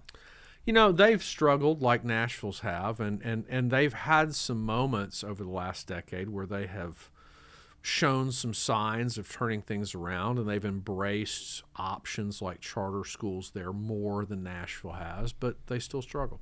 Here's a report about it. Financial problems. An audit is necessary. Memphis Shelby County Schools. Meantime, new information from a forensic audit of Memphis Shelby County schools is raising serious concerns and fueling renewed calls for state intervention. Memphis Representative Mark White says a 6-month update from the Tennessee comptroller convinced him outside control is necessary. White spoke today on WREG's 3 at 3, saying lawmakers recently received a 6-month briefing on the audit, which began last August. Yes, it's very eye-opening. It was troubling as far as the accountability of records, things dealing with contracts, things dealing with just basic record keeping, just many issues that we're going to have to deal with that you're going to have to bring in experts in the field to rectify. The forensic audit covers fiscal years 2022 through 2024. Right. Well, for what the information I'm getting from the audit that we were shared with us, I am convinced that it cannot be fixed with an elected school board. And so therefore you need that outside intervention. My hope would be that the elected school board, which would remain in place, but they would be under the authority of the Board of Managers, that they would work very closely with them over the next number of years to make sure that we change the things within the system that do need to be changed. Now, Representative White is sponsoring legislation that would place the district under a 9-member state-appointed board of managers for up to 3 years. The state takeover legislation was fueled after the school board fired former Superintendent Dr. Marie Fagans last year. So it's a mess, obviously. Yeah. The performance of the kids down there is bad in the Memphis public schools. Now, Mark White is the chairman in the House of the Education Committee. Yeah. And you know, Mark, a very experienced legislator and a very calm voice. Mark doesn't throw bombs. Mark doesn't draw attention to himself. He has been a honest broker and a very mature, even-handed legislator for a long time. Respected guy. He also, like his career before he became a legislator, he was like a middle school science teacher for about, I don't know, 30 years. Well, I tell you what, here's the sort of dumb loop we get caught in when these kind of stories break. Anytime there's any criticism of a school system or public education for these kind of issues or for performance issues, outcomes with kids, inevitably somebody says, but we should be supporting teachers. And my response is, I couldn't agree more. We should be supporting teachers. And you know, audit findings like this, guess what? They don't support teachers. If the money's not going where it's supposed to go, if the money's not being spent in a wise way, if the system is overextended financially, then your employees cannot benefit from doing a good job. And accountability for teachers in any other profession, if you can't perform in the environment you're in, then there are consequences. And I'm not saying they don't have a hard job, but they sort of knew that going in. Yeah, the other part about this, the broader question is the system, the methodologies used, the whole lack of innovation overall. Or lack of coaching, accountability for the teachers, not the methodology. But that works. In fairness to the teachers, if you're in a profession like this, no, it's hard. It's hard for the teachers. How do you become a better teacher other than by trial and error and supervision and coaching? Well, because there's no system that's holistic in public education where teachers get mentorship and coaching and ongoing instruction. Yeah. I mean, they all. I don't know any teachers, me personally, who A, aren't exceptionally good people, and B, who don't want to get better at what they do. They want to get better, but they're in a system that just doesn't make that easy to do. No. Now, let's ask about this. So I think this bill will pass because there's super majorities in both houses. Right. And but how effective? Taking it into receivership, essentially. Yeah, with a 9-member board, what are the odds that 9-member board will really change things significantly? And a 9-member board, who will be on it? Who will appoint it? What will be different? Well, it'll all come down to the appointments, and I don't know who will be appointing or what the mechanism will be. What should 9-member board to over? See, that seems to me to be pretty unwieldy. Yeah. You know, but well, it's probably a mirror of what they've got now. They probably got 9 school board members. right? And they probably want geographic distribution, so every part of the city feels like it's being represented there. I'm sure they're going to try to. I haven't read the bill, but I would imagine if the board's that big, they're trying to recreate it, but they're putting people in there who maybe have professional credentials that can contribute to the situation. Maybe some people with business backgrounds, maybe some people with a financial background. So I know how they could fix it. Yeah. You ready? Sure, Mike. They need to teach kids how to read, write, do math, and think. And the way to do that is to implement the direct instruction methodology, which has been very successful for 60 years. Yeah, you talked to me about that before, right? I am a broken record when it comes to direct instruction. Now, but is it direct works. instruction what they put in the state of Mississippi? It's because that's being held out as a model. In Mississippi, they've done more phonics stuff, and direct instruction is more detailed, more focused, more engaged, more interactive, more accountable in real time. But phonics is sort of in that direction. Well, when I see a Republican-led state like Mississippi, who historically has hovered around the bottom of educational attainment, and they're now in the top 15 in K-5. In K-5, yeah, which is where you start measuring it, right? You know, even Rahm Emanuel came out and said, "Well, do you know what he's doing?" I know what he's doing. He's running. Tell everybody he's running for president. Running for president. But when even a person like Rahm Emanuel comes out and says that states should be following Mississippi's model, you kind of got to listen. Yes. And you know, there are models out there that are turning things around. I mean, that is a jump through the stratosphere for a single state with historic record of educational attainment like Mississippi. And that whole idea, basically what they're doing is they're teaching reading through very focused attention and phonics, which is sort of an element of direct. It's not entirely direct instruction. Well, but it's an approach. It's sort of back to basics. Right. Yeah. But I mean, they've done it and it's worked, right? It's worked. Yeah, the results are good. And it needs to be everywhere. And they need to do something like that in Memphis. I think direct instruction. Well, and I don't think they've gotten an audit quite like Memphis got, but I can't imagine the Nashville school system's far behind in its needs. It's been an issue. It's been an issue in the city for 30, 40 years. When we come back, we'll have more politics. What's going on at the national level with the one, the only Clint Brewer. Back after this.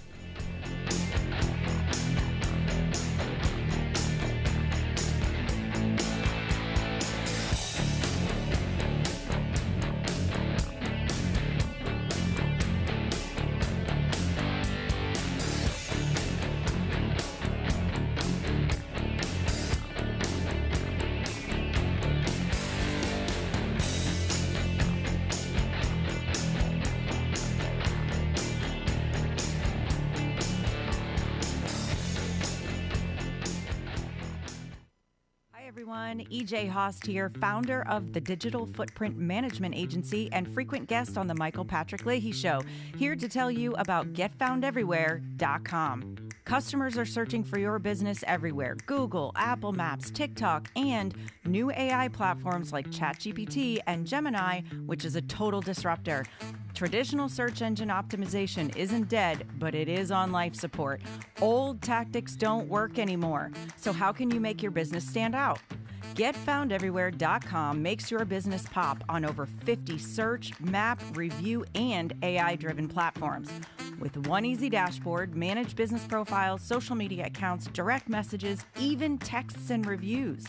GetFoundEverywhere.com is affordable, boosts your visibility, and gets your business more customers. It's time to step up your game the easy way. Save time, save money, and get more customers with GetFoundEverywhere.com. This is State Senator Mark Pody. Government is limited to what it is supposed to do. One of the things that is critical that we're supposed to be working on is transportation. Here in Middle Tennessee, our roads need more help. As your state senator, we are focused on getting more money reoccurring without a new tax increase for our roads here in Tennessee. This is State Senator Mark Pody. Paid for by Campaign for Mark Pody, Christina Hibden, Treasurer. I'm Lenny McGill, founder and CEO of GlockStore.com. For over 30 years, I've supported the Second Amendment rights of free men and women to protect themselves and their families with firearms. We offer the very best in both selection and prices on Glock handguns, custom Glocks, Glock magazines, and high-performance shooting accessories at GlockStore.com. We also have the finest retail showroom and our Shoot 270 shoot rooms right here in Nashville, Tennessee. Come visit us at GlockStore.com, and you'll be glad you did. My fellow Americans, my good friends, I've known them for a long time, at D.T. McCall & Sons have the deal of a lifetime for you, and nobody knows deals like I do. That much I can tell you. Nobody knows deals like I do. The lumber yards, they can hit you with hidden charges for up to $200 extra. They'll charge you for cords and hoses and haul-offs. Your money goes all over the place and out of the state, and most importantly, out of your pockets.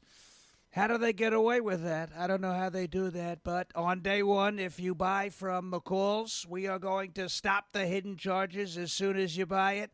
D.T. McCall & Sons has locations in Lebanon, Carthage, Lafayette, Cookeville, and Franklin, and they have been family-owned in Middle Tennessee for over 100 years. Head to one of their stores today or check them out at dtmccalls.com. You're going to love it, believe me. Impersonator not endorsed by Donald Trump.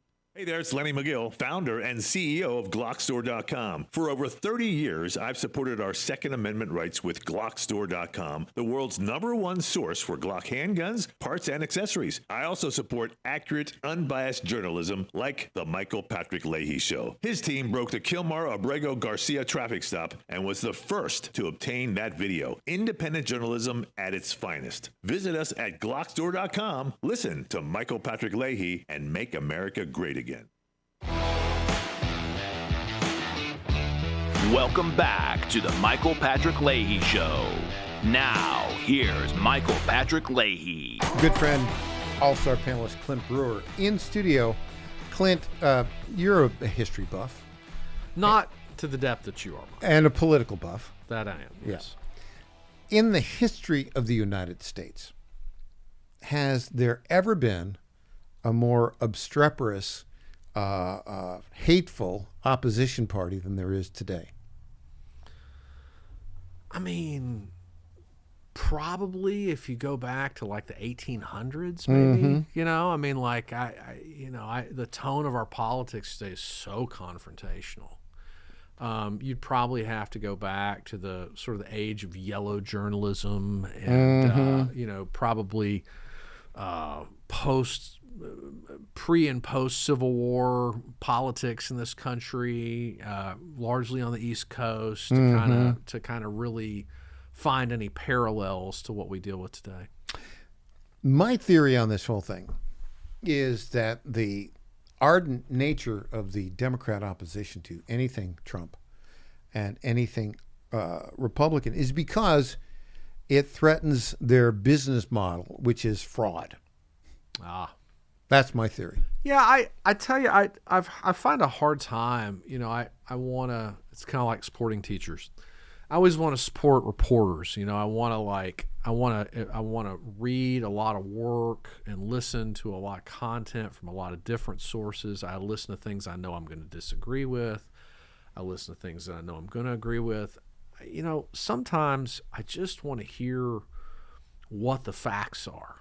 And so I'll give you, for instance, the president launched an initiative on rare earth minerals, which I know are insanely boring to most people, but given some of the clients we have and given some of the things we're involved in, they're important to me. I want to understand what the government's doing. I really had to dig to just find a straight up and down story without commentary in it telling me what the proposal was. I could find the White House press release, and I read that, but I also wanted a story. I finally found one. It was kind of an odd place. I found it on CNBC. Okay, that makes sense. And you know, and it was just a straight up and down recitation with a little bit of explainer in it about it. And I think that sort of tendency to cast, I mean, everything the administration does with some kind of negative light or with a tie back to something that was a misstep or a mistake or a problem or made people mad, whatever.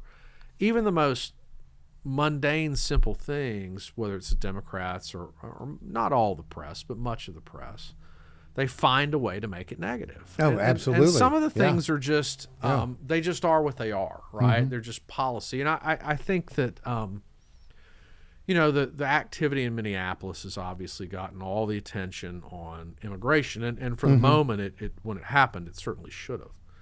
But, you know, then you look at a voice like, and I've referenced this on this show before, a voice like Tom Homan. It's bringing a very businesslike, mature, professional voice to the effort around immigration.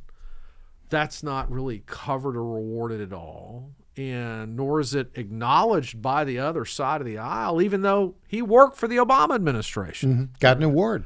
And I had this argument with a Democratic friend of mine the other day. Even people in the Democratic Party say we should close the border. Even Bernie Sanders came out and said Joe Biden screwed up immigration. Even Bernie Sanders. and so even he agrees it needs to be done better. We've closed the border. No mention of it. No credit. You can't even meet in the middle now on successes. You can't even, from the Democratic side of the aisle, just go, okay, we don't like this guy. We don't like 90% of what he stands for. But you know what? We've been needing to close this border for a long time, and they did it, and so we can agree that's good. We can't even agree on that. We can't even agree on that. You know? Well, I think it's because, you know, back to my favorite book ever, Democracy in America by Alexis de Tocqueville, written in the 1830s, the age of Jackson, when he toured the entire United States. And you know what his big disappointment was how dull and selfish local elected officials were in the United States. That was his big complaint. Yeah, well, right? yeah. And I mean, at that point in our history, being a local elected official was more of an entrepreneurial activity. Yeah, but than it was a civic duty. But also, he said, you know, he grew up reading about the greats, the founding fathers, right? James Madison, Alexander Hamilton, the great thinkers, Thomas Jefferson. Well, that doesn't make everybody great. Yeah. Well, I mean, the problem is that there was only one Joe Namath on the 49ers. You know what I mean? Like, you know. Well, there was a Joe Namath. Or not on Joe the Jets, Namath. I meant Joe Montana. Same Sorry. idea. Same point. We got it.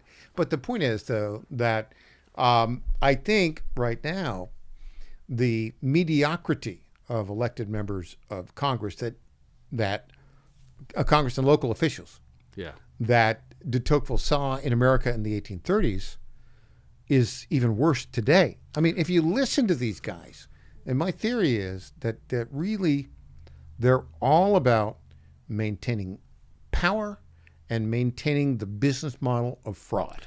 Well, and here's the other piece of it. And this could go for either party or even no party in terms of elected officials. Mm-hmm.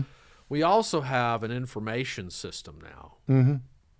You know, it's X, it's legacy media, it's podcasts, it's cable television. We have this massive information infrastructure that's just starved for content. And highly fragmented. But starved for content at all times. So we now, to your point about de Tocqueville's observations, we're now elevating voices and platforming voices that even 10 years ago would never have been able to make it into the mainstream. This is why we pay you the big bucks, because that's exactly correct. And I'm not saying it shouldn't happen. I'm just saying it's the reality of what's happening. So we hear the mundane and the selfish and the small thinkers a heck of a lot more than we used to. And if they can get clicks and likes and build a platform up, you've got, instead of like a normal bell curve, right? You have all sorts of little blips along the way from left to the right. So I have a friend, and they have a term for people like that: conflict entrepreneurs. and I think it's a great phrase. And I call them clickbait grifters. Well, it's the same concept, right? And they're not really out there to resolve a problem or even address a problem. They're just there to surface the problem or surface their version of the problem so that they can get attention and money. Yeah, that's basically it. I think the Democrat Party can basically be understood by money, money, money. Here's an interesting phenomenon. Well, they certainly demographically are the party of the wealthy. Yeah. And of elites. And the elected officials are ones that want to use their position to generate wealth. Let me give you an example. Squad member Ayanna Pressley.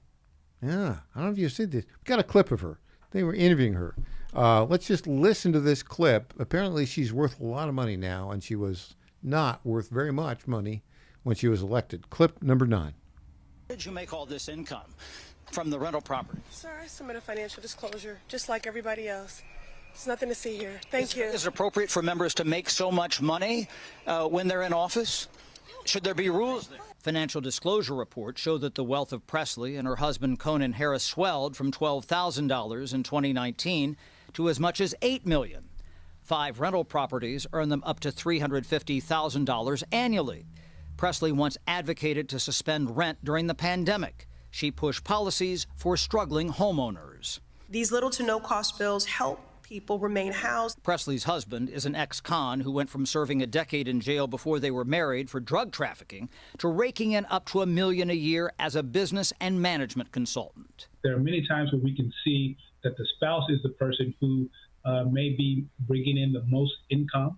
Some lawmakers resist restrictions on outside earnings. Do you think that there should be changes, some different rules about what members can make while they're in office? These are presumably right-wing reports designed to try to undermine our members, and there's nothing credible that has been suggested that I've seen. But other members worry about their colleagues cashing in on congressional service. The idea that people's net worth balloons at that level is yet another erosion of public trust. There was one of the first aphorisms I learned is politics is the art of turning influence into affluence.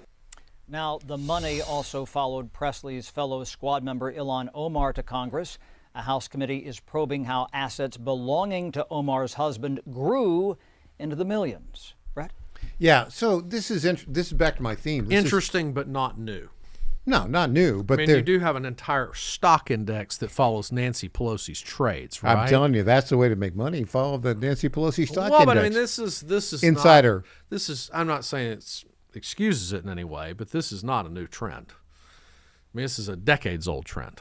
It's just more transparent now because you can follow it more quickly because of digital information. Yeah, and the Democrats just, I think they want power so that the individual members can continue to participate in this wealth creation through basically government-delivered fraud. Well, and I think it extends beyond just the Democratic Party. That's true. I mean, some of the policies are designed. I mean, I had a very impassioned argument with a friend of mine, and we'll go back to immigration. I said, and I've said this on the show many times, illegal immigration is not fair to American citizens. It's also not fair to the illegal immigrant. And I said, you folks want to assign a racial motivation to deportations, but you'd rather have folks here illegally and then put them in essentially what is a serf underclass. Yeah, exactly. And you want them delivering. Who's going to cut my lawn? Who's going to come on? Who's going to deliver my Uber Eats? Really? Yeah. I mean, it's very disingenuous. You're looking at a system. It drives up the buying power of companies for labor by factoring in illegal members of the workforce, and it drives down American wages, but it also enriches people who are already wealthy because they can pay next to nothing for services. Yeah. And so you want them all here illegally. You don't want to do anything about it. But to your point, Mike, they also get to enrich themselves by paying next to nothing for things that should cost. And on that point, we're going to take a break. And when we come back, there is a breaking story in the Savannah Guthrie mom kidnapping. Okay. And this is actually new information. Okay. Just broke a couple minutes ago.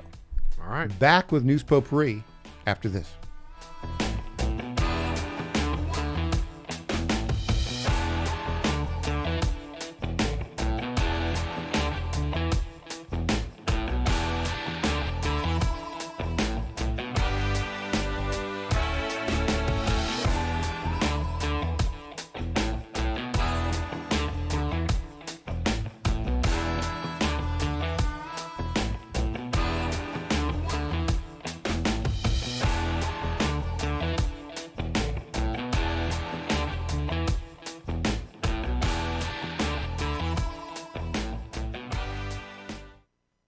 Tom Carmichael, CEO of Soul Tea, a supplement to help you have a healthier heart and stronger cardiovascular system. At Soul Tea, we regularly get emails from our customers telling us how Soul Tea has helped them. Like this one from Kelly. Hello, I'm 58 years old and have had high cholesterol for years. I wanted to stay away from prescription drugs. My husband and I have been using Soul Tea for about 13 months. My results have been amazing. My cholesterol levels went from 291 to 129. I am so impressed with Soul Tea and want to thank you. Now, in my own case, my bad cholesterol dropped from 130 to 89, and that was 20 years ago. I'm 75 years old and I take 0 prescription drugs. To get a great deal on Soul Tea, please go to GodzillaHeart.com, and when you check out, use the code Godzilla to get our best deal, which is 50% off your first shipment and then 3 bottles for the price of 2 thereafter. You don't have to live with a broken heart. Do you suffer from Try declining Soul Tea bone and joint today. health? Hi, it's Tina with the John Fredericks Media Network. And when I heard about our company's Women's Challenge, I jumped on the opportunity to test this amazing supplement that's already restoring my bone density, soothing my joint pain, and helping me regain lost mobility. I've experienced so many benefits in such a short time with Native Path Collagen Peptides because they support my bones and joints, boost my metabolism, and unleash the most radiant skin and hair since my 20s. In just 2 weeks, my knee stiffness is gone, and I'm already hitting the gym more aggressively. And I get so many compliments on my glowy skin and shiny hair. Native Path Collagen Peptides are so easy to take. They're tasteless, odorless, and mix great with my morning coffee. Read thousands of 5-star reviews at getnativepath.com/Godzilla. Level up your self-care with Native Path Collagen Peptides. Try it risk-free for as low as $21 today. And get free shipping at getnativepath.com/Godzilla. In 2008, the amount of concentrated time people could spend on a task without becoming distracted was 12 seconds. 5 years later, it was only 8 seconds, 1 second less than a goldfish. If you're often distracted or have trouble recalling information, you're likely to fall behind in the demanding, fast-paced 21st century. In other words, brain performance is more critical now than ever. Boost your brain power with Healthy Cells Focus Plus Recall. Science-backed nootropics to help you sharpen focus, concentrate longer, enhance recall, improve mental speed, learn rapidly, and be more alert. It's a pill-free brain supplement made with maximum absorption ingestible gel technology, designed to feed your brain at the cellular level. Take it for a test drive. Go to healthycell.com and use code GODZILLA for 20% off your first order of Focus Plus Recall. That's healthycell.com, code GODZILLA for 20% off. Welcome back to the Michael Patrick Leahy Show. Now, here's Michael Patrick Leahy. In studio, All-Star panelist, good friend Clint Brewer. Clint, it's that time of day again. It's time for News Potpourri. Yes, ladies and gentlemen, News Potpourri. This is the portion of the story of the program where we talk about stories that of note, don't necessarily merit a full segment, and may have a touch of irony, asterisk. Here we go. Breaking story from NBC News, published 40 minutes ago. Headline, law enforcement to release surveillance photo of potential subject in Nancy Guthrie investigation. Wow. Authorities are set to release a surveillance photo showing a potential subject in the investigation into the disappearance of Today co-anchor Savannah Guthrie's mother, according to 2 senior law enforcement officials. That's new because the FBI said yesterday they had not identified any suspects or persons of interest. What do you think? That's quite a story. It is such a bizarre story. I mean, it's scary and sad, but that's a big break. The photo could be released as soon as this afternoon. The other on this is, the sheriff there, the Pima County sheriff, Democrat, and a joke. Yeah. I mean, they trashed this crime scene. They opened it up too soon, and he's going off to University of Arizona basketball games, and he's not on top of it. Not locked in, huh? He is not locked in. So we'll keep you posted on. And look, this is the first actually substantive lead. It's a surveillance photo of a potential subject. Potential. Okay. Right. But still, it's a photo. It's something. My guess is, the FBI went in last night and took some cameras, apparently from the rooftop. And they weren't sending images to the cloud, but I think the forensic guys may have gotten that. Okay. I think that'd be my guess is kind of where it's from. You think that would have been the first thing they would have done if there were cameras on the roof? You would think. Wouldn't they start there? Well, the Democrat sheriff kind of screwed it up, it seems to me. Okay, Nick Shirley, the guy who started all the fraud investigation at a national level in Minnesota with that YouTube video that was seen by like 130 million people. He's on to California now. Oh, dear. Yeah, let's see what he has to say. This guy is clearly, he's passed out right now. How do we know that he is still alive and that he doesn't need Narcan right now? He's breathing. You see his chest rising, and it's going up and down, and his color's good. Now, if he's blue, he's not responsive, his color's gone, he'd be like a blue, gray, purple color, then you know he's overdosing. Okay. So the most important thing is to hit him with Narcan. Doesn't matter how much Narcan you give him. If you got 3 in here, give him all 3 and rescue breaths. Okay, so what's in here? What's inside this bag? Okay, so this Narcan you inject into their nose and it brings them back. So that's a homeless guy. Right. That's the California spends all the money on homeless guys. That's a weird story. That's a weird story. Well, I mean, what is the program that he's investigating? All the money that's going to homeless people in California, and how much is it real, and how much is it going to the pockets of Democrat associations? How much is making it to actually serve the population, and how much is not? Here's a story out of Washington State. An East Side mother was brutally assaulted on Monday morning by a mob of Issaquah High School students during an anti-ICE classroom walkout. She says it was totally unprovoked and the cops just watched it all go down without intervening. The victim fears retaliation, so she didn't want to tell her name. But basically, you can see the video of it. And what the heck is going on? Was she protesting ICE? Was she not protesting ICE? I think she was just a mom walking by. Oh. Can you believe that? Just a random bystander? Yeah, it's kind of crazy. I mean, this is, what is it with the all of the, we even had it here in Nashville, Brentwood High School.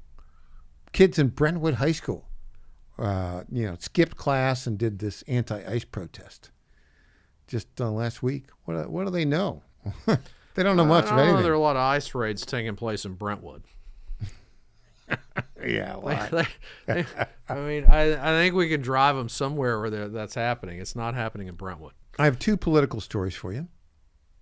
Susan Collins. Yeah. Running for re-election. Yeah. In the Senate in Maine. She's, 100 years old? No. I don't know about 100. 80. She's in her 80s, yeah. She's 80s. She's been a senator from Maine for 36 years? Nobody's been able to beat her, I'll tell you that. And they've tried. Look, say what you will about Susan Collins. I like her. Would you like to know why? Yeah. She is the most conservative person who will ever be elected to the Senate from Maine. That's fair. Now, she's not all that conservative. But if she doesn't get reelected, you're going to see, the modern version of Bernie Sanders. You'll see basically a communist. Maine is a beautiful place. It is a beautiful place. It's beautiful, but it's weird. I saw more Subarus and weed shops in one place than I ever have in my life. I know. And the weed and shops. breweries, they love breweries. Do you know who runs breweries? those? Every little town's got a weed shop and a brewery. The Chinese Communist Party runs those weed shops, by the way. Really? Yeah, according to the Main Wire. They won a Dow Award for their no kidding documentary on that. What else? We have a couple. Oh, yeah. Here's another political story. The Turning Point USA has endorsed Texas Attorney General Ken Paxton over incumbent Senator John Cornyn. You know who's favored to win on the Democrat side? Jasmine Crockett. Yeah, that's going to be interesting. I don't think she's going to win. I think Cornyn prevails at the end of the day, but well, it's always the problem, isn't it? In Texas, you think the most conservative, but it's not always the most conservative, right? And so, yeah, it's like Kay Bailey Hutchins. She always kind of pulled it out in the end. Well, there you go, Clint Brewer. Good show, Mike. Always fun having you. Thanks here. for having me. It's part of your therapy. Yes, my enjoyable hour on Tuesdays. We'll be back tomorrow morning at 9 o'clock Central Time. No, we're not being bumped by John Fredericks. We'll be at 9 o'clock time. No preemption. All right. That's our plan. Website, TennesseeStar.com. TennesseeStar.com. I'm Michael Patrick Leahy. Thanks for joining us.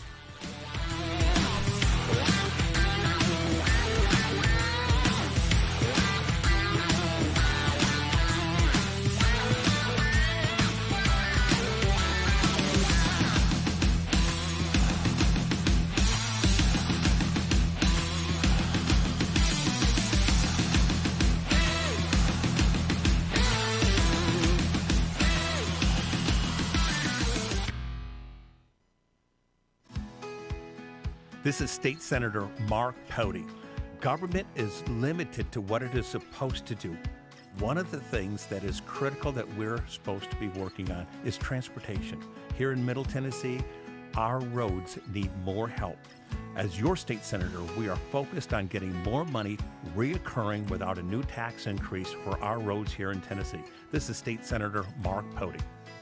Paid for by Campaign for Mark Pody, Christina Hibden, Treasurer. Hey there, it's Lenny McGill, founder and CEO of GlockStore.com. For over 30 years, I've supported our Second Amendment rights with GlockStore.com, the world's #1 source for Glock handguns, parts, and accessories. I also support accurate, unbiased journalism like The Michael Patrick Leahy Show. His team broke the Kilmar Abrego Garcia traffic stop and was the first to obtain that video. Independent journalism at its finest. Visit us at GlockStore.com. Listen to Michael Patrick Leahy and make America great again. FlatFeeNashville.com is a full-service real estate brokerage that charges homeowners a upfront flat fee of $999 to completely list, market, and sell your home. We are all about saving consumers money, saving that equity. Nobody should hire an agent and feel like when that agent walks in the door that agent is more concerned about the down payment on their next Mercedes purchase versus saving the equity that those homeowners have worked hard for. I've spent my entire career in ensuring that the equity that people save and they put into their monthly mortgage every single month, as much of that as we possibly can goes back to them when they go to list and sell that home. The idea is to give homeowners the ability to really create generational wealth. FlatFeeNashville.com, FlatFeeNashville.com.